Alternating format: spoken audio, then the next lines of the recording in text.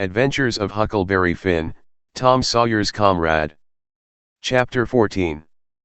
By and by, when we got up, we turned over the truck the gang had stole off of the wreck, and found boots and blankets and clothes, and all sorts of other things, and a lot of books, and a spyglass, and 3 boxes of cigars.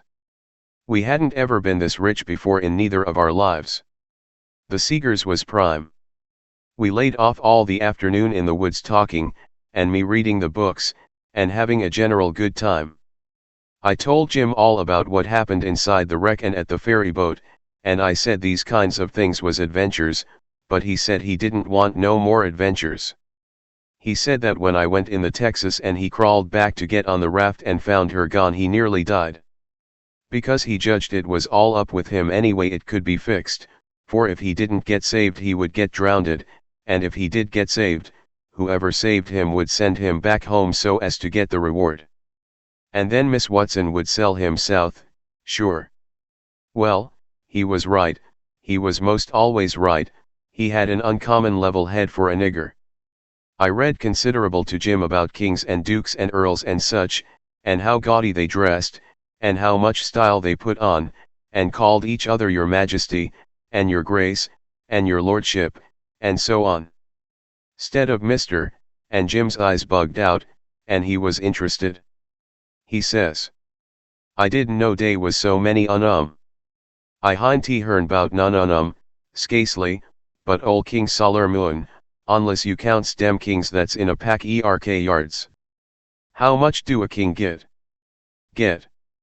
I says, "Why, they get $1,000 a month if they want it, they can have just as much as they want, everything belongs to them." "And dat gay?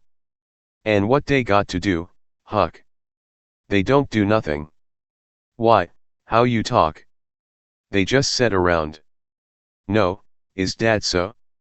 "Of course it is.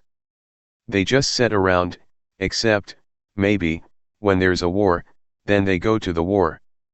But other times they just lazy around, or go hawking, just hawking, and do you hear a noise?"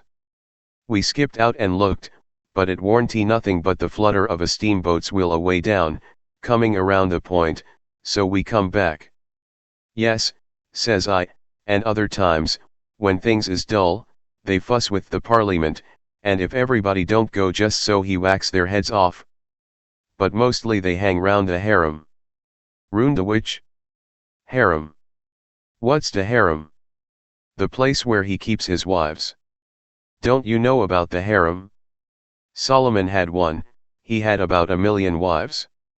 "Why, yes, that's so, I done forgot it. A harem's a boden house, I reckon. Mos likely dey has rackety times in de nussery. And I reckon de wives quarrels considerable, and dat crease de racket. Yit dey say Sawyer de wisest man dat ever live. I don't take no stock in dat. Becase why, would a wise man want to live in de mids sich a blammin all de time? No, deed he wouldn't. A wise man you'd take and build a biler factory, and den he could shut down de biler factory when he want to res.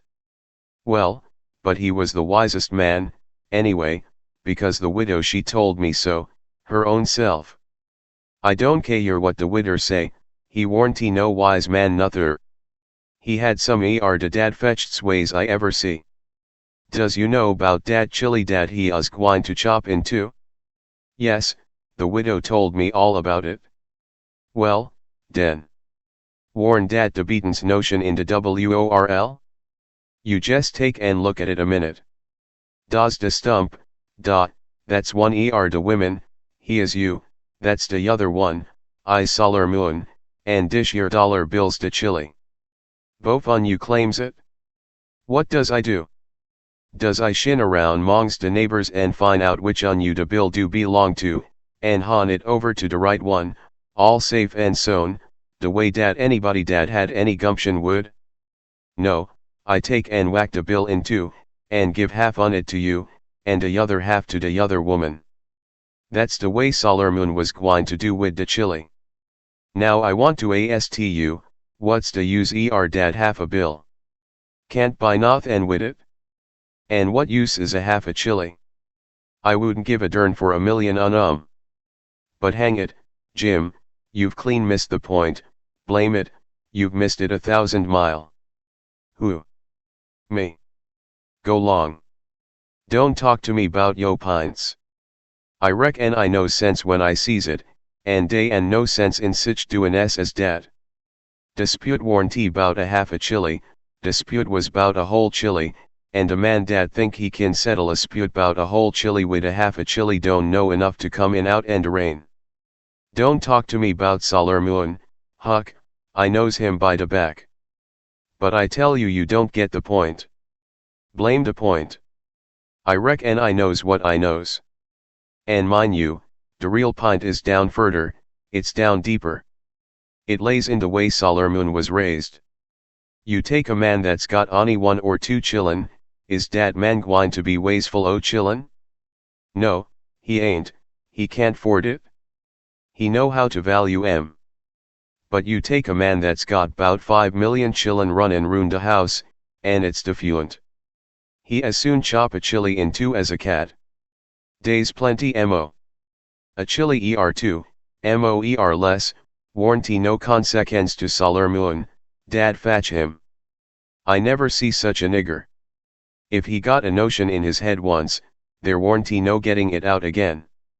He was the most down on Solomon of any nigger I ever see. So I went to talking about other kings, and let Solomon slide. I told about Louis XVI that got his head cut off in France long time ago, and about his little boy the Dolphin, that would have been a king, but they took and shut him up in jail, and some say he died there. Po little chap. But some says he got out and got away, and come to America. That's good. But he'll be pooty lonesome, dey and no kings here, is dey, Huck? No. Den he can't get no situation. What he gwine to do? Well, I don't know. Some of them gets on the police, and some of them learns people how to talk French. Why, Huck, don't the French people talk the same way we does? No, Jim, you couldn't understand a word they said, not a single word. Well, now, I be ding busted. How do dat come? I don't know, but it's so.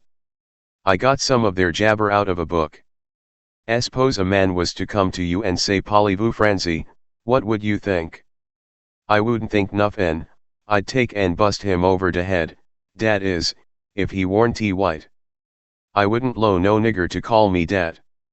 Shucks, it ain't calling you anything. It's only saying, do you know how to talk French? Well, den, why couldn't he say it? Why, he is saying it. That's a Frenchman's way of saying it. Well, it's a blame ridiculous way, and I don't want to hear no mo about it.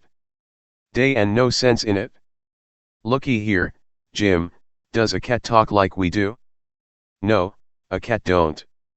Well, does a cow? No, a cow don't, nuther. Does a cat talk like a cow, or a cow talk like a cat? No, dey don't. It's natural and right for 'em to talk different from each other, ain't it? Course. And ain't it natural and right for a cat and a cow to talk different from us? Why, most surely it is. Well, then, why ain't it natural and right for a Frenchman to talk different from us? You answer me that. Is a cat a man, Huck? No. Well, den, dey ain't no sense in a cat talkin' like a man. Is a cow a man, is a cow a cat? No, she ain't either of them. Well, den, she ain't got no business to talk like either one the other of 'em. Is a Frenchman a man? Yes. Well, den. Dad blame it, why don't he talk like a man? You answer me dat. I see it warnty no use wasting words, you can't learn a nigger to argue. So I quit.